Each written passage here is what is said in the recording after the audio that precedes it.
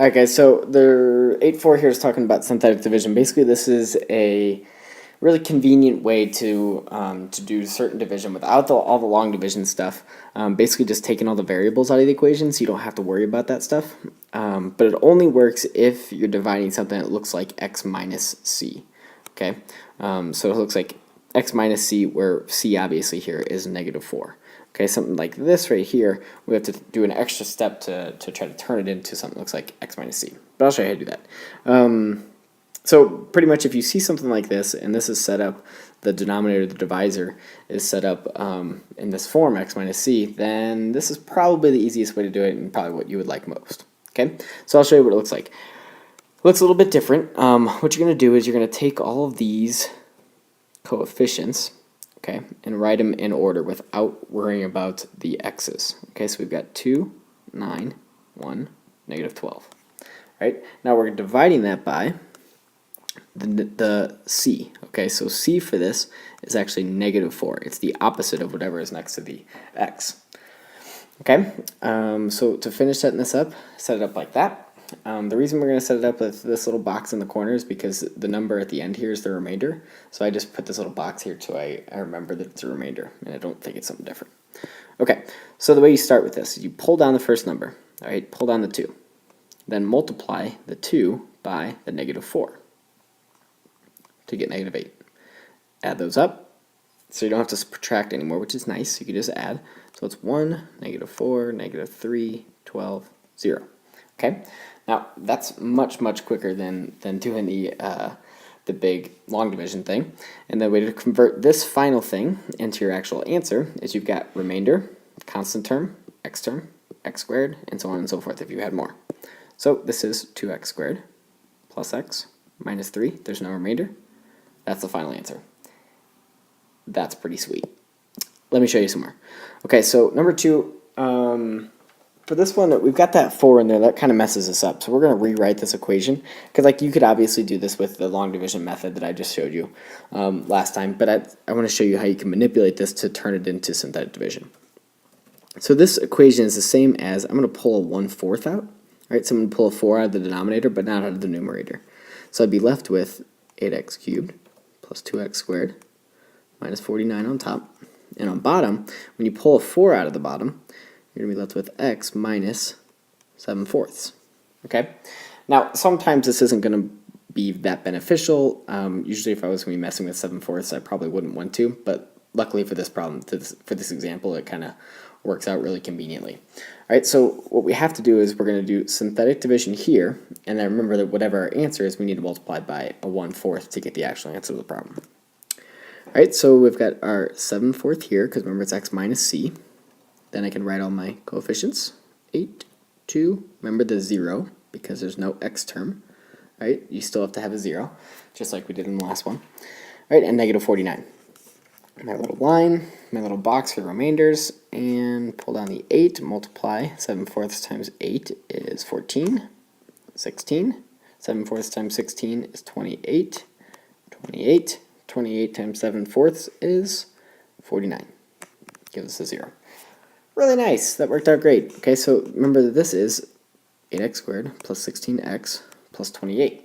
But I don't want that. Remember, I have to multiply by 1/4 or just divide it by 4. Okay, so I can divide all that stuff by 4. Each of them, remember, that's the same as like all of them being divided by 4, right? So we've got 2x squared plus 4x plus 7. And you're done. Let's go to some more. Alright, so for this one, you're going to have a whole lot of zeros, okay, that you need to fill in for number 3. Alright, it's set up in the way that we want. Alright, our c is -2, because it's the opposite of what's there. We've got 1. Now I kind of count down the exponents to make sure I have the correct amount of zeros. So that's the 7th power, 6th, 5th, 4th, 3rd, 2nd, 1st, and 128 is by itself. Okay, so we're going to do all that stuff. Remember the remainders there. Basically, we're just going to be multiplying by -2 a whole bunch of times. So we got 1, -2, -2, 4, 4, -8, -8, 16, 16, -32, -32, 64, -128. Oh, convenient, 0. Okay, so this is our answer, basically. Okay, but we need to turn it into what we have. All right, turn it into back with the z's involved. Okay, so this is 0 power, right? This is z squared, z cubed, z to the fourth, z to the fifth, z to the sixth. So start with z to the sixth. That's not a good 6. It's actually not a 6 at all. Minus 2z. I can't even write z's either. Z to the fifth plus 4, z to the fourth minus 8, z to the third plus 16, z squared minus 32, z plus 64. No remainder, so that's our answer. All right, they're not always going to work out perfectly, but we deal with the remainders the exact same way we did with the long division problems. Okay, so I think maybe both of these have remainders involved. So we're going to set this up just like we did the last one. All right, negative 2 is what we're dividing by. We've got 2, 0, negative 9, 3. Set it up. Remainder box. I've got 2, negative 4, 8, negative 1, positive 2, 5. Great, we have a remainder this time. Okay, so we're going to convert this back to our answer, 2x squared minus 4x minus 1. Now the 5, remember that the 5 is the numerator, and this is the denominator, because that's what we're dividing by. So plus 5 over y plus 2. Okay, now the last one, I have one challenge problem in this one, just like I did in the last section. Okay, this one I've got some i's in there. Right, shouldn't be afraid of imaginary numbers. We've already done it before. Okay, so you can do this the exact same way. C is I, right? That's what we're dividing by. Write out our coefficients. Okay, 3i is our constant term. Remainder box. And let's do some synthetic division. Bring down the 1, multiply.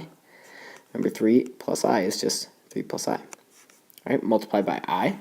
And that's going to be 3i plus I squared, and I squared is negative 1. So 3i minus 1. Okay, we're going to add this, so the 3i doesn't do anything. Negative 2 minus 1 is minus 3. Multiplied by I again. So we're going to have 3i squared, which is the same as negative 3, minus 3i. Because negative 3 times I, negative 3i. Alright, our 3i and our negative 3i are canceling each other out. We're left with negative 3.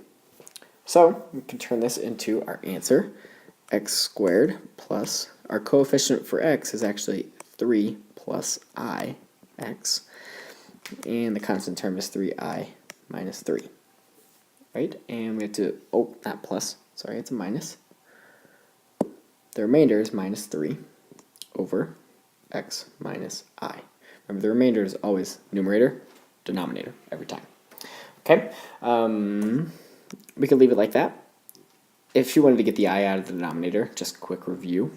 Okay, you don't have to necessarily do this, right? But if you wanted to get the I out of the denominator, you'd have to multiply this by x plus I over x plus I to rationalize that. So that's it for this section, and hopefully you can get comfortable with synthetic division.